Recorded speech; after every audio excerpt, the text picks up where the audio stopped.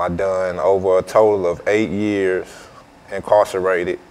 I'm only 27 years old now. So the reason why I'm here is because I know it's possible to change. You know, it's not gonna be easy, but it's possible, you know. So I'm basically with the movement. Miss Clemmy, she's with the movement. We actually out here, foot soldiers, trying to get things going. But, you know, it's things that we gonna need, and it's things that we gonna need people to understand in order to get to where we going. What about you, Mr. Moore? Well, I'm Chauncey Moore. I'm from East Nashville.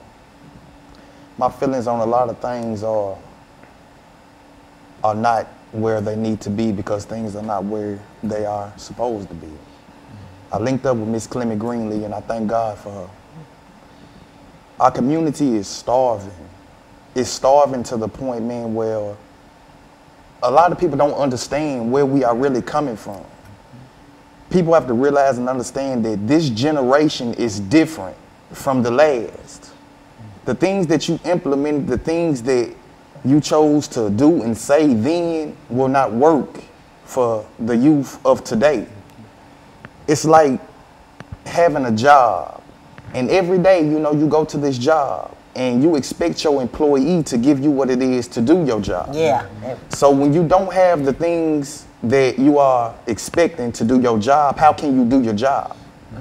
If you have no way to do it, then, you know, you resort to other things, other ways of doing it. Very good. And so, Ms. Greenlee, what we're saying here is that we do have two young men who have been around. I think Mr. Langston said that he had been away from us for 8 years, and et cetera. And so he has experienced some of these things, and he's got a lot of information that we need. And I think that being a member of the Youth Against Murder, they can indicate that that is a real problem. And what we're going to do is we're going to take the first commercial break.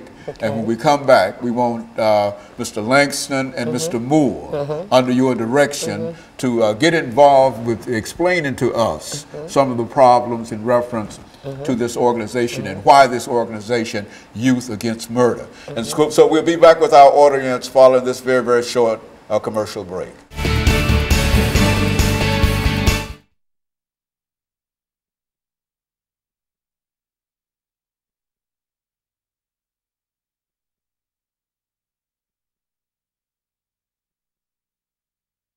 At 8 minutes now. Okay. Well, what we want to do. I want y'all to mostly talk. They hear me all the time. You see what I'm saying? And so when we come back, I tell you, when we come back, we're going to start with Mr. Moore. Okay. You see, now, this is Youth Against Murder. Now, you tell us if you've had some personal experiences in terms of losing some close person in reference to that. Do the same, and the same thing with you, Mr. Langston.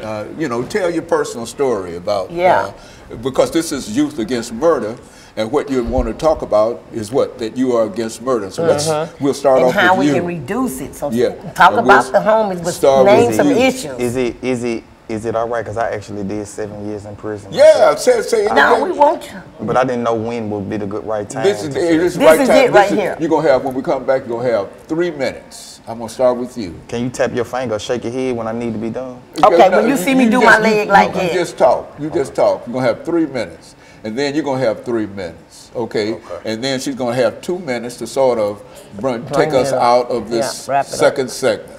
And so be ready, Mr. Moore, to talk about your organization, Youth Against Murder, and why you think that this organization is important and why you became involved. And if there was been some kind of murder or whatever that you can reference, do it at that time, okay?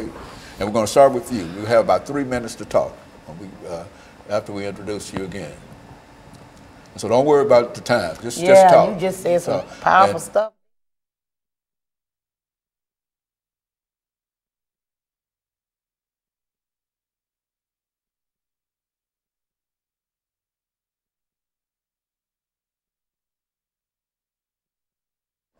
Thank you and welcome back to the second segment of the show for today. We're talking to Ms. Greenlee, Mr. Langston, and Mr. Moore, and they are dealing with the issue of Youth Against Murder, indicating that murder and homicide has played a very, very significant part in all of our lives. And what we're trying to do this morning is to give them an opportunity to make some statements in reference to the organization that they have and some of their attitudes in reference to that. Let's start with you, Mr. Moore, and have you to talk about some of the things that you'd like to say in reference to the organization Youth Against Murder.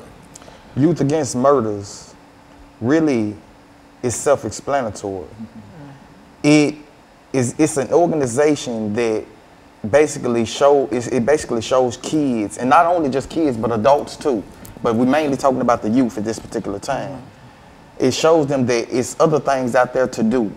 You know, we have different programs, GED programs. We have, you know, application programs. We have all kind of things to implement. We have them implemented to get them to the next level. See, I did 7 years in prison, you know, and in prison, I told myself a long time ago that I've taken so much, it's time for me to give back. So I'm taking advantage of this opportunity that I have now with Miss CGreenlee and Mr. Langston here to reach out and touch anybody that is willing to listen, because this is not just about us. This is about the youth. This is about our community. This is about things that are going on in the world today. People that just got killed a few days ago, you know, 50 people, you know what I mean? 49, you know, victims, one, you know, killer, but it's time. Times have changed. Things are hard. Our youth is our future. If we can't save them, we can't save nobody. I am the type of person, I will give you the shirt off of my back. I have no problem with that. I cannot like you and will be still willing to do it. But a lot of men nowadays do not understand. It's like being one-dimensional. In order for you to change, you have to want to change. It has to be, it's not necessarily just you wanting to do something different, but it's wanting you to be different. You know, I had to sit down and I had to tell myself, you know, why I used to sit in a cell and just, what is it that I really want out of life? You know, I felt like I didn't have feelings. I felt a lot of things, and I actually, for me to feel like I didn't have feelings, they let me know that I had emotions right then and there. So, in order for me to take all of these emotions and things that are built up inside of me about what is going on with not only me, but my community, I'm turning it around and trying to go at it another way without weapons, without drugs, without, you know, I work 9 to 5 every day. Every day. And you know what? It's hard, but at the same time, in order for you to succeed, you have to be dedicated, and you're supposed to have the will to get to the next level. So I thank God for giving me the knowledge, wisdom, and understanding that I have at my age to want this. So with me being able to want this, I want others to want this. Very good. Now, Mr. Langston. Well, Yam, it's really what we're trying to go with this is we're trying to get the youth together to fight against this right now. Because when you're dealing with these guys, they're not trying to really listen to, you know, somebody 40, 50 years old enough to be their mamas or granddaddies. We got to give them something that they can relate to now, what's present, what's going on now.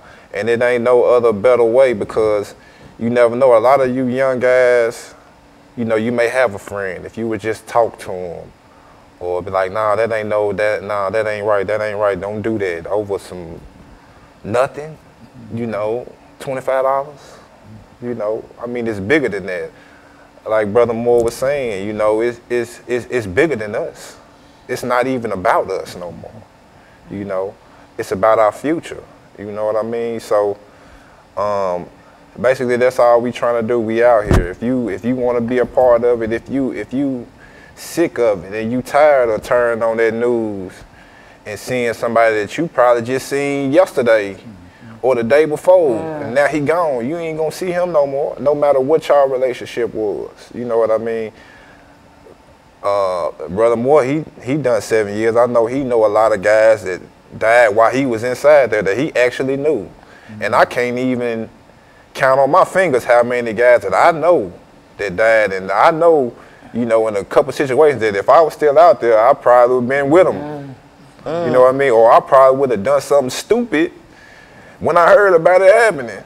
You know, so you know it's and like you also said, you got to really change the way you think about things. And so, Ms. Greenlee, you're working hard with these young men to not only try to direct them, but to have influence outside of the group. I think that you've always indicated that if we want to deal with the problem, we have to deal with the people that are causing the problem. Sir. And to make some statements in reference to that. Yes, sir. You got about 2 minutes. You know, I'm the founder of Nashville Peacemakers, but let me give a shout out to the CEO of the YAM program, which his name is Keely Parker. She couldn't make it today, but she wanted to do the work. But I want to take them to the whole next level of making the city listen to us. I've asked them, so now I'm going to make them listen to us. So we're going to the legislation, we're going to the council members, we're going to the mayor's office, we're going to be writing up our little laws about what we want to see change in our community.